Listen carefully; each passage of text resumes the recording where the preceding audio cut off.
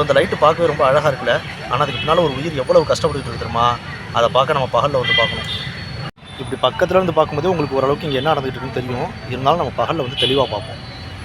அதே இடத்துக்கு இப்போ பகலில் வந்துட்டேன். இந்த இடம் மயிலாடுதுறை பஸ் ஸ்டாண்டுக்கு பக்கத்தில் உள்ள ஒரு பூங்கா.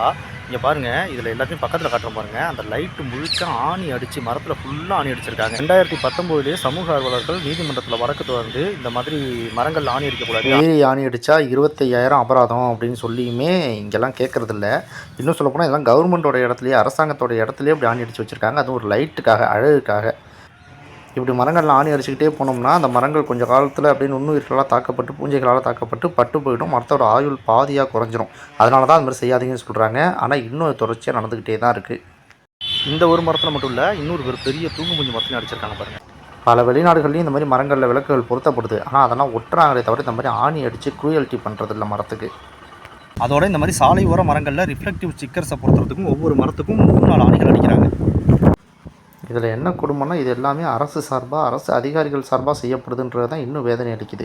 ஏன்னா இந்த தடையே முதல்ல எதுக்காக போட்டாங்கன்னா, விளம்பர பதாகைகளை நிறைய தனியார் நிறுவனங்கள் மரத்தில் அடித்து விட்டுறாங்க அப்படின்றதுக்காக தான் தடையே போட்டாங்க.